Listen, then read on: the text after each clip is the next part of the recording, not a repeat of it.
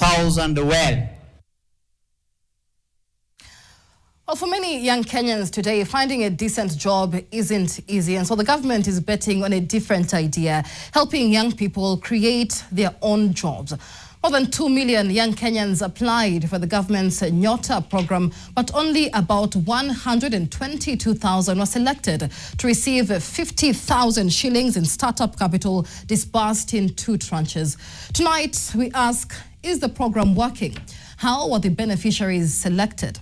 What about the millions who missed out, and can 50,000 shillings really build a sustainable business in today's economy? Joining me tonight is the Principal Secretary for MSME Development, Susan Mang'eni. PS, good evening and welcome to NTV. Good evening, Michelle. Before we even begin a discussion on the Nyota program itself, perhaps the biggest headline isn't that 122,000 young Kenyans are benefiting from the Nyota program, but the fact that more than 2 million young Kenyans applied. What does that tell you about the state of opportunity in Kenya today? So, thank you so much for that. But let me begin by your intro, where you say tonight we want to establish whether the program is working. And maybe this is a question I want to throw back to you. Is Nyota working? Is it? I have to ask you, well, is it working? There's several questions, PS. We've seen that report there. Michelle, but we do have Kenyans who say they've not received the funding. Some say they've received less than expected to receive. So is it Michelle, working? From your own reporter yesterday in Mandera, that story which you have played out, it shows the program is working. So it's no longer a question of whether the program is working.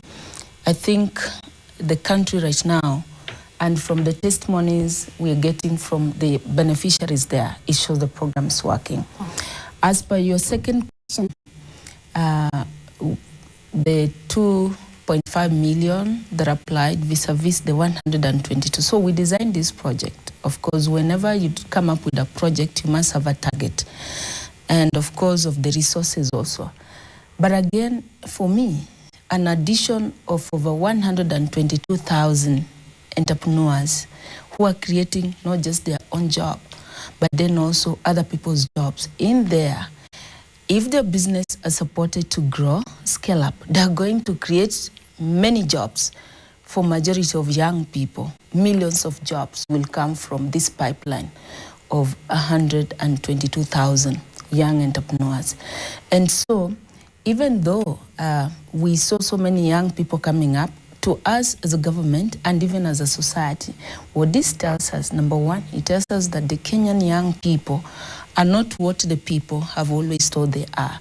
We've had a lot of misconception. In fact, when we started this project, there was so many criticism around saying, oh, those young people will pick this money, you will never see them, this money is going to be wasted. But they've come forward. Eden there in Mandera has proven that young people have got a business mind.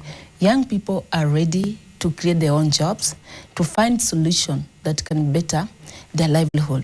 So Nyota is a pipeline. And we're not saying that now this is the end, because now this model has played out, has proven. We've come up with a number of key interventions around the project, which now as a government and our development partner, the World Bank, we have proven it. Everybody is able to see it. Now we want to scale it up, get the private sector in, get everybody in, so that then we can be able to reach out to as many of the young people as possible. So it's a pipeline that is going to grow, scale up, and the multiply effect in this is that it creates more opportunities for even the millions of other young people who still want to take a step. Absolutely. And like you said, when you began, the government began this project with a target. So let's talk about those targets. How many jobs are expected to come out of this Nyota program itself? Because critics say that the Nyota project is responding to a job crisis from the same administration that said that it will create about 500 to 1 million formal jobs annually. Is that the case? So, but the problem statement of Nyota is, of course, youth unemployment. That's why we're targeting young people between the ages of 18 to 29 and up to 35 years for those who have disabilities. But then we start off with a model and say, with this, we have been able to inspire majority of young people. Like even as I was working in, a number of young people asking me, PS, when are you rolling out the next intake so that we can also have a chance? I have been toiling around with this kind of business, but I don't even have a sort of capital to initiate this business. So young people have got good ideas. They've gone to school better than the older generation. They network around. They live in a global kind of village. They come up with so many best practices. What they just need is a little bit push. So like I've said, this is a job creation pipeline that we have. And yes, are we responding to unemployment? Oh yes, we are responding to unemployment. We are not reacting to unemployment, but we are responding to unemployment by coming up with a model that everybody can now see. Everyone, I have so many people who are telling me we want to see how we can train them, even on AI, how we can link them up to the market. So everybody has seen that indeed we have serious young people who are daring to go. And it's not going to end here.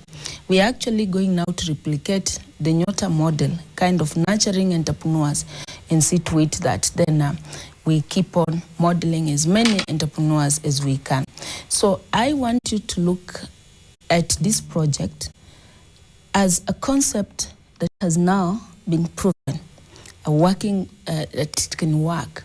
I want you not to look at output saying, oh, it's only 122,000. But I want you to look at Eden as the next generation of industrialists. Eden as a person who is going to open up maybe a large industry in Mandera and transform the economic status of Mandera. I want you to look at all these people who are getting and who are telling us their story across this country. In the next 10 to 20 years, where will they be if they get supported, if we build around them? So it's an idea that has started. The good thing is a pipeline that many young people now have been encouraged that indeed you have a government, you have a society that is ready to support you and to take you forward. Okay, I want us to move on quickly, and I'll put two issues in the next question, because we've had the stories of Aidan and Yusuf there, but there's many questions as to whether, and as the PS for MSME, you know that there's been concerns about the business environment in the country. So can 50,000 shillings really sustainably start a business in the country, and especially given in two tranches? That being said, the government had initially indicated that beneficiaries would receive the second tranche by the 30th of June. That was, however, done just yesterday. So for the government, it may have been an administrative challenge, right? But for the young entrepreneur who was waiting to buy stock, keep rent, keep the business moving, those concerns, those delays had real consequences. Why did that second tranche take longer than promised? Michelle, has Eden said that he has given up? Has there so many people across the country that were talking about where their businesses are? Did they say that we have given up? No, they never say we have given up. They are continuing. Eden has told you he bought goats, and I want to believe they were young ones, and he's been able to take care of them. And now he, in some way, also now employing the mom who is now taking care of them, and he has decided to go to a college nearby. Because remember, this project was targeting young people who have not advanced beyond secondary school education. But again, the question of whether 50,000 is enough. Michelle, let me ask you, how old were you when you just had 20,000 of your own? You just say, hey, this is my money, you know, like this is my money I can invest in my idea. I was a lot younger, but the business environment and so that's why, that's what we are saying. So these young people, the testimonies around actually, in some way, they falsify what many people are saying 50,000 cannot do. Let me ask you, if some of the businesses that we saw around, there's a guy who talked about broccoli. He's doing farming broccoli, and right now he's been, you know, selling. He has like a capitalization of 60,000 just from 22,000. We have a lady in Eldoret who said she has invested in coffin business, doing some value add. She started by buying 4 coffins and then does so many interiors and everything, sells them out. So what you look as 50,000 depends on your idea. This is a young person that has got an idea. Some of them are doing their businesses online. Some of them are doing small businesses. So how you quantify 50,000? And looking at the realities that are existing, where you can't even get today when you walk down the street here, outside here, even 500 shillings that has been dropped. The people who are just asking you, give me even 500, I go buy mboga, I come and start selling. So I think the conversation and what critics are saying, it's a question of people seeing the business environment, business opportunity from their own lens, which is at a different level, elitist one, than the young people who even getting 100 bob is a challenge. These are not employed young people. So to me, the stories that we had yesterday, which were told organically all over this country, from the northern eastern part to the lower Nyanza and everywhere, in themselves have answered that question, that 50,000 can enable one, and even 22,000, even lower than that, can enable one sub-business. About the business environment, yesterday, and when we rolled out the first tranche, if you can recall, we were going around to interact. And one of the reasons why His Excellency the President devoted his time was to get also to hear from these young people. What are the fears? What are some of the challenges? And yes, I agree with you. The biggest challenge that most of them were raising is, oh, now we need a license, we need this and that. And many governors that we interacted around made a promise. Most of them were saying, we're gonna give you a permit waiver for this number of years. There was one who said even 5 years. I remember the Nyamira governor. Many governors were saying between 2 years and up to 5 years, right, to enable you support your businesses so that it takes root. Okay. And I'm happy to announce that today as we speak, quite a number of county governments are already implementing that. Nairobi, we shared the list of all the beneficiaries, and yesterday even the governor confirmed to that we're going to give them zero-rated permit. All right, all right. That is MSME PS Susan Mang'eni, a live discussion there on the Nyota program. When we come back, we discuss the selection process. The government says the selection process was a randomized process. The PS will be walking us through that process and what next for the Nyota project. Do send in your questions for the PS as well. We'll be sampling them after this break.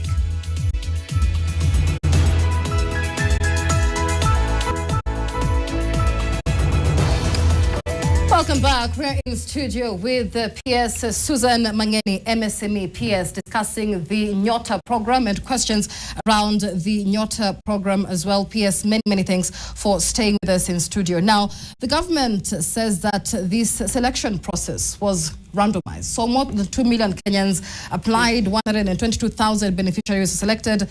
Take us through, or walk us through this randomized process.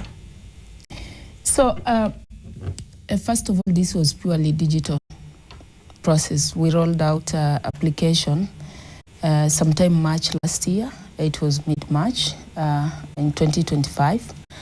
And all was required of young people, the eligibility where you needed to be between 18 years to 29 and up to 35 years for persons with disability. And this project was targeting every corner of this country because it's really looking at the young people at the very bottom of the economic pyramid who have not advanced beyond Form 4 level of education. I mean, the only certificate they have is probably the Form 4 certificate. And then also we're looking at gender, really emphasizing at least 50% of them should be a person of the gender distribution, 50% gender parity, male and female. And then this project is also supporting young people who are in the refugee camp, plus the host community. Also, there is an aspect of that. Now, this project, so the application for this particular component, because it's just one of the many that we have, this project has got 4 components. The first one is on skilling, whereby we want to improve the employability of young people through the recognition of prior learning is already ongoing, the selection and the testing. Then the other track was on job experience, where we attach you, like now we'll take young people who are interested into becoming new anchor like yourself, attach them here, and then as they start learning on job, so that one is targeting also almost 90,000 young people across the country. The RPL one, recognition of prior learning, where we recognize the existing skill sets among young people. So they may have a skill, but they do not have certificates, so they get certified through NITA and our TVET. So with that certificate, we'll have enhanced your ability of getting employed. So the other pathway was now the entrepreneurship. This one seeks to expand the youth employment opportunities, and that's why through that, then what you're doing, we are nurturing a new generation of young entrepreneurs. So now we have also the saving, because you're also asking about before we deduction. get to the saving, before we get to the savings, I am still on that selection process. Can you assure every young Kenyan watching today that the Nyota program is not a political reward scheme, that whether they support ODM or DCP or Jubilee, this did not play or make any difference in their chances of receiving this grant? But they have already received. The second tranche was yesterday. So Michelle, I will leave that question. Before you leave that question, can you commit to publishing the complete word-by-word list so Kenyans can publicly scrutinize the selection process? You know why? I don't want to respond to that question, but I want you and all media houses to go outside there and interview these young people. Ask them whether an eligibility criteria was belonging to a political party. The information will have to be made public. Because this information has been there. Can you make this information public? Michelle, it's like probably you're interacting for Nyota for the first time today. This process began sometime last year in March. Is the information among the eligibility criteria, there was nothing about political parties. When we did the first disbursement, I remember in one of the center, which was in Nyeri, we had even some beneficiaries who said they were DCP. In Nakuru, they were DCP. They were in opposition party. And so the question of us now loading to these young people where their political position is, I think that's unfair. I leave it to independent entities like you. Go outside there and help us know whether it was politically inclined. I will not answer that question. But I just wanted you also to understand the components of this project, because the next question you talked about saving is the third component of the project that seeks to inculcate a saving culture among our young people. So out of the stipend they get, even those who are doing on-job experience, out of the grants they get, there is a portion that goes to saving, and it's their own saving. You know very well. So from that 25,000 first tranche, for example. So 3,000 goes to saving, 30 short-term saving, 70 long-term savings. Now, the project has provided a matching up grant. And it's good for even listeners outside there, because there were questions yesterday. Why did I receive 19 and not 22,000? The reason why they don't, some of them ended to be specific, about 33,000 that received 19,000, is because they withdrew all their savings. And the project is not yet completed. So you are supposed to lock down. That they withdrew were deducted from their second tranche. So were netted off in the second tranche, because the project has provided an amount that will enable NSSF through Haba. If you save, let's say, 3,000, after now the end of the project, you start saving your long term, you also receive a matching up grant at the ratio of 2:1. And we know if you're doing a business is likely to be exposed to a number of shocks. Savings now was put into that project, designed so that to provide you a de-risking mechanism, so that at the days when your businesses goes down, comes a time where you can go back to your savings to help you. But now we had young people, when you activated that saving, some of them, they drew down. So what will you do with this matching up grant that is supposed to help them build a de-risking framework around their business? And we communicated to them 2 days before we sent them messages and told them we can see that you withdrew all your savings, so you will receive less.